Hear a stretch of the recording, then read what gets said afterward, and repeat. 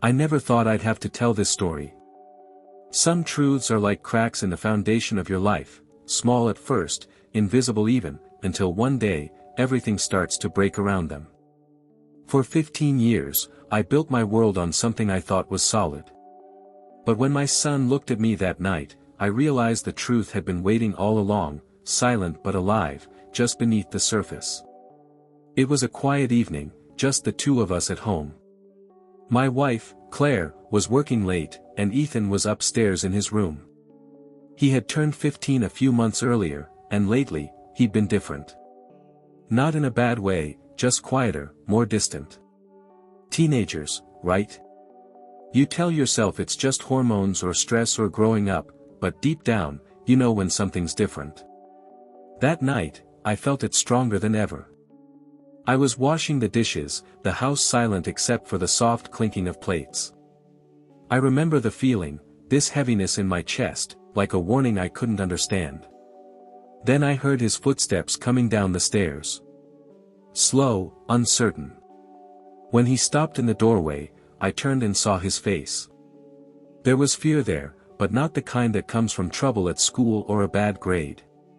It was the kind of fear that comes when you realize your world might not be what you thought it was. "Dad," he said, his voice trembling slightly, "can I ask you something?"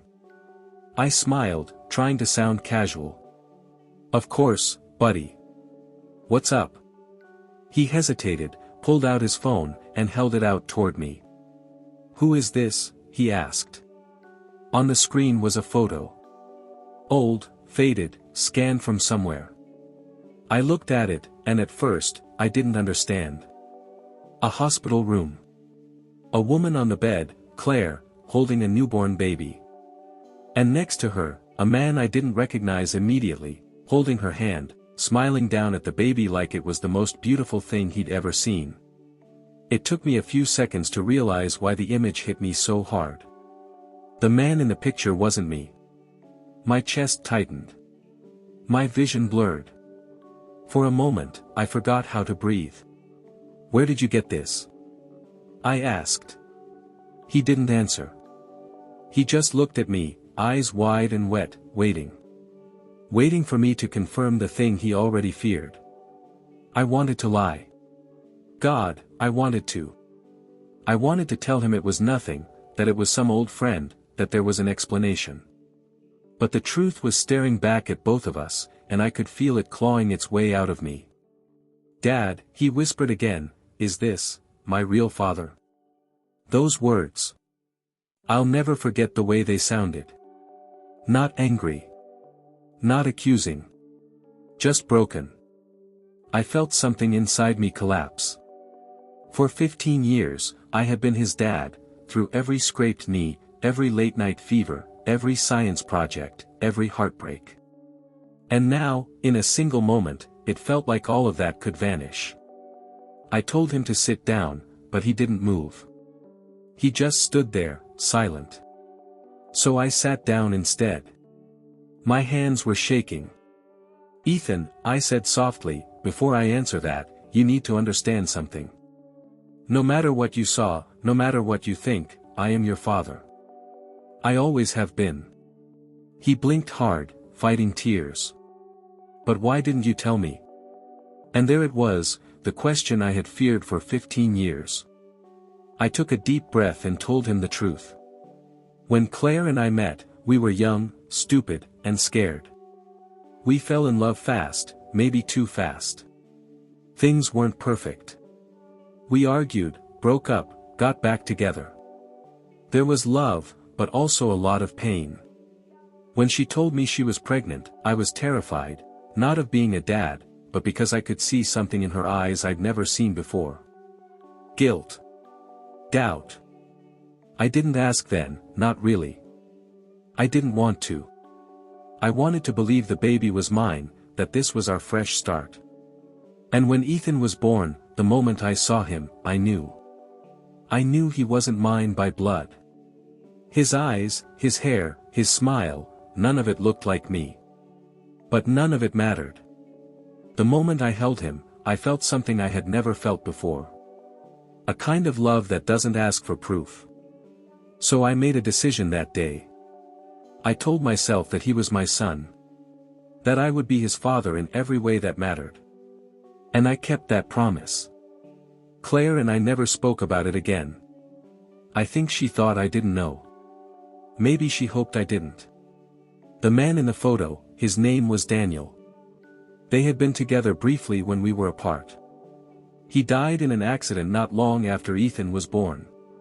She never told Ethan about him, never told anyone. We buried that part of our past and moved on. But secrets don't stay buried forever. They wait. And when they finally come back, they take everything with them. Ethan was quiet for a long time. Then he said something I'll never forget. I just wanted to know who I am. That broke me. Because how do you answer that? How do you explain that who he is, the laughter, the kindness, the stubbornness, the heart, none of that came from blood, but from love? How do you make a 15-year-old believe that? He turned away before I could say anything more. He went upstairs and closed his door. I stood there for a long time, listening to the sound of silence filling every corner of the house. When Claire came home later that night, I told her everything. For the first time in 15 years, I told her that I knew. She cried, harder than I'd ever seen. She said she wanted to tell him one day, but every time she looked at me with him, she saw how much I loved him and couldn't bear to take that away. For a few days, Ethan barely spoke to either of us. He stayed in his room, went to school, came back, and shut himself away. The house felt empty even when all three of us were in it. I started leaving notes by his door, just small things, like, I love you, or, dinner's ready, or, whenever you're ready, I'm here. A week later, he finally came down. He looked exhausted, eyes red from crying. He sat at the kitchen table, same spot as that night. I sat across from him, afraid to breathe too loud. He said, I've been thinking a lot. About you. About Mom. About him. He took a shaky breath. I read some of Mom's old journals. She wrote about Daniel. He sounded like a good person. But he's gone. And you're here. I nodded, tears burning behind my eyes. He said, I don't know if I'll ever understand everything. But I know what you've done for me. You were there when I was scared. You taught me how to ride a bike. You stayed up with me when I had nightmares. You're my dad. That's not something I can unsee. I wanted to reach out and hug him, but I didn't. I was afraid it would break the moment. Instead, I just said, that's all I ever wanted to be. He smiled, a small, fragile smile, but it was enough. For the first time in days, I felt like maybe we were going to be okay. Since that night, things haven't gone back to the way they were. They never will. There's a quietness between us now, a kind of respect that wasn't there before. It's like he sees me differently, not as the perfect dad, but as a man who made a choice to love him despite everything. And maybe that's better. Maybe that's real. I still think about that photo sometimes. I wonder what Daniel would have been like as a father, what Ethan would be like if he'd grown up knowing him. But then I remember all the moments we shared, the ones that built us, piece by piece, and I know that love doesn't depend on blood. It depends on showing up.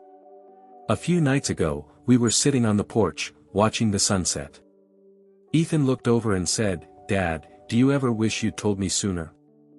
I thought for a long time before answering. I wish I'd told you when you were ready, I said. But the truth is, I don't think I ever was. He nodded, looking down at his hands. I think I get it now. Then he said something that made every moment of pain worth it. Thanks for choosing me. I couldn't speak. I just smiled and nodded, because if I'd tried to talk, my voice would have broken. That night, after he went to bed, I sat alone in the quiet and realized something I wish every parent understood. We spend so much time trying to protect our kids from pain, from truth, from the things we think might break them. But sometimes, the truth doesn't break them. It sets them free. I don't know what the future holds for us. Maybe one day he'll have his own son, and maybe he'll understand what it means to love someone not because you have to, but because you choose to. And when that day comes, I hope he tells his son what I'm telling him now, that being a father isn't about blood. It's about staying, even when it's hard. It's about showing up, every single day, and saying, "You're mine, no matter what." If there's one thing I've learned through all of this, it's that the truth can hurt, but it can also heal. It can tear you apart, but it can also rebuild you stronger. My son discovered something he wasn't supposed to know, and for a while, I thought that meant I'd lost him. But the truth is, I didn't lose anything. I gained a new kind of love, honest, imperfect, and real. And if you're listening to this, maybe you've got your own secret, something you've been holding on to, afraid to let it out. Maybe you're scared it'll destroy everything. But sometimes, the only way to save what you love is to stop hiding. Because love that survives the truth, that's the kind that lasts. When Ethan hugged me that night for the first time after everything, I felt a peace I hadn't felt in years. It wasn't forgiveness. It wasn't closure. It was understanding. He saw me, not the man who raised him, not the secret I kept, but the father who chose him every single day. And I realized that love isn't about perfect stories. It's about staying when it's hardest to stay. That's what being a dad is. That's what being human is. And if I could go back, I'd still choose him. Every time. Always. Thank you, for staying with me until the end of this story. If you're still here, it probably means something in this touched you, maybe a memory, maybe someone you've loved, maybe a truth you've been afraid to face. We all carry stories like this, hidden deep inside, waiting for the right moment to be heard. So I want to ask you something. Have you ever faced a truth that changed the way you saw someone you loved? If you feel comfortable, share it in the comments below. Your story might help someone else find peace, just like I did. And if this story meant something to you, I'd be grateful if you subscribe to our channel. There are more stories waiting, stories about love, loss, forgiveness, and everything that makes us human. Thank you for listening. Truly.